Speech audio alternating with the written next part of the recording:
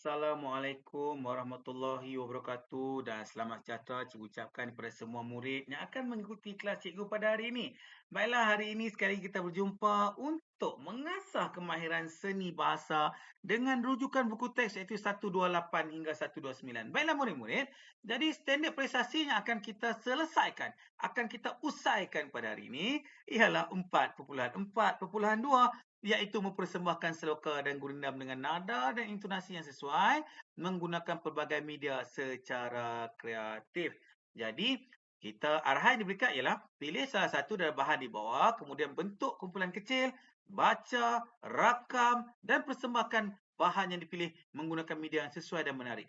Anda kemudian dikenaki menjawab soalan yang diberikan. Jadi, hari ini cikgu akan ajak murid-murid untuk kita baca lagu.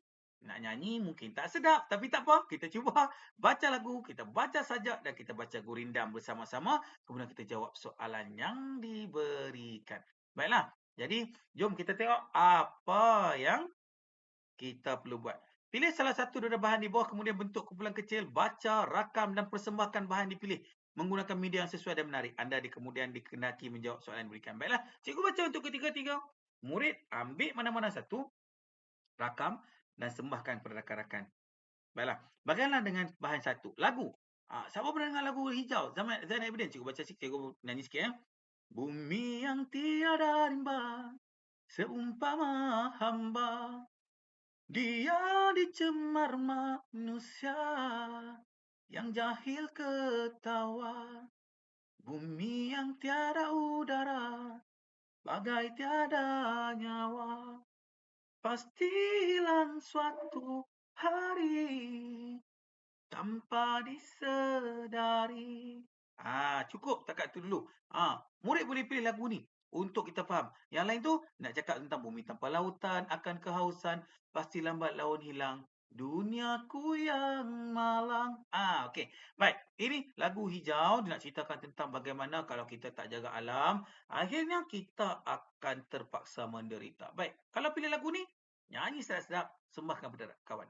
Bagaimana pula dengan kalau murid-murid pilih sajak? Baik, cikgu bacakan sajak untuk murid-murid. Petikan sajak hari terakhir sebuah hutan, Muhammad Haji Saleh. Maut tiba di hujung gigi gergaji. Dengan duri jerit yang menyerampang angkasa dan merah matahari. Membenam kepadat isi kayu yang tersentak oleh sakit dan bising asing.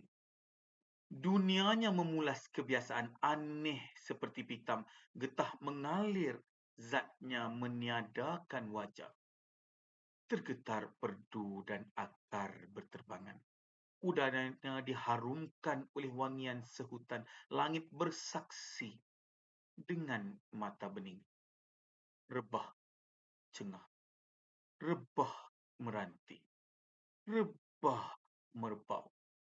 Rebah pulai, rebah seraya, rebah nyatuh, rebah resak, rebah halban, rebah nipung, rebah rotan.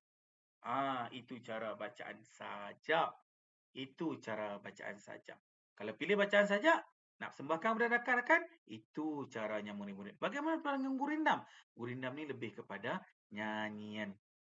Gurindam ni lebih kepada nyanyian. Baik, cikgu mula. Cikgu cuba untuk baca 2 atau 3 rangkap. Baik, kita dengarkan sama-sama. Alam sekitar hendaklah dijaga, udara segar, kita pun bangga. Sungai kita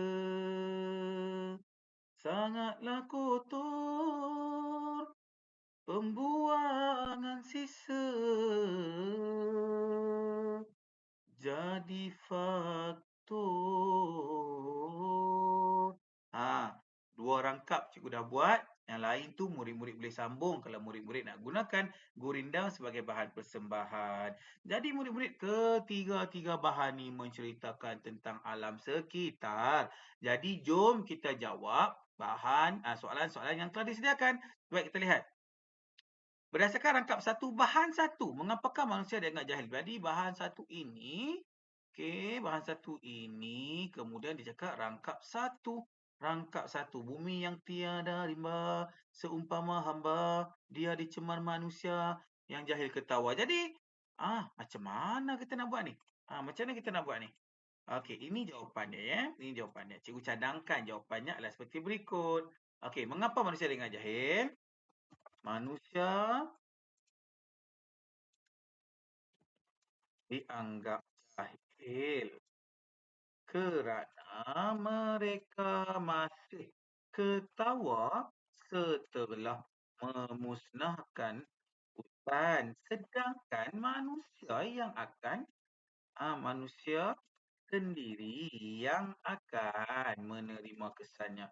Kita ni uh, bila kita musnahkan hutan, kita seronok, kita ketawa, tapi kita tak tahu akhirnya nanti yang akan membuatkan kesannya nanti bukan kepada orang lain, kepada manusia juga. Jadi, mengapa manusia dianggap jahil? Kerana manusia dianggap jahil kerana mereka masih ketawa setelah memusnahkan hutang. Sedangkan manusia sendiri akan menerima kesannya kelak. Baiklah, soalan kedua.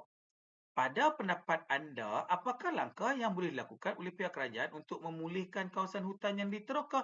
Jadi ingat, kawasan hutan dah terokah. Jadi sebabkan ada pada pendapat anda. Bila ada pada pendapat anda, murid-murid perlu sedar bahawa jawapan perlulah dicari sendiri. Kita tak boleh ambil daripada dalam petikan. Jadi, ini yang kita perlu sedar.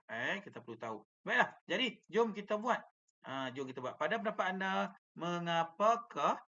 apakah langkah dilakukan untuk pihak kerajaan untuk memulihkan kawasan hutan yang telah ditutup? Baik, cikgu rasa yang pertama sekali, cikgu rasa siapa yang perlu bertindak ialah pihak kerajaan lah. Pihak kerajaan paling penting untuk menyelesaikan isu ini. Jadi, langkah yang boleh dilakukan oleh pihak kerajaan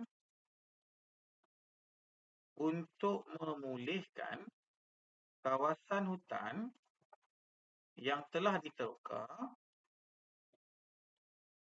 ialah penanaman semula pokok di kawasan lain.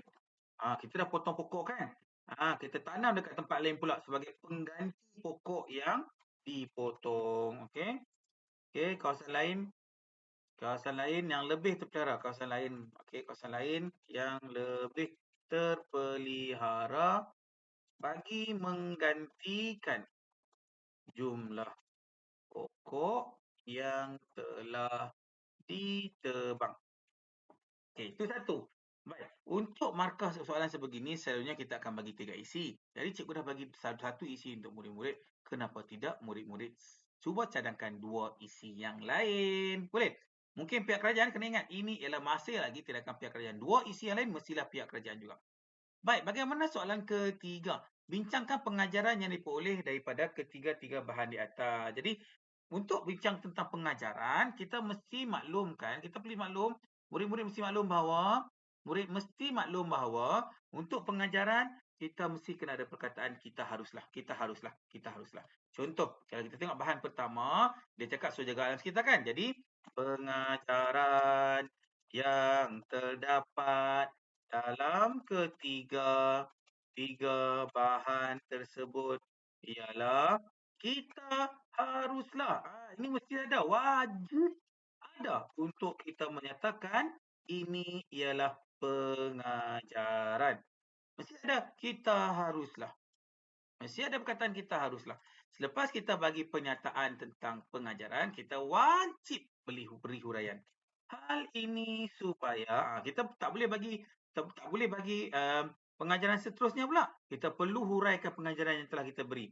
Hal ini supaya kita tidak akan menanggung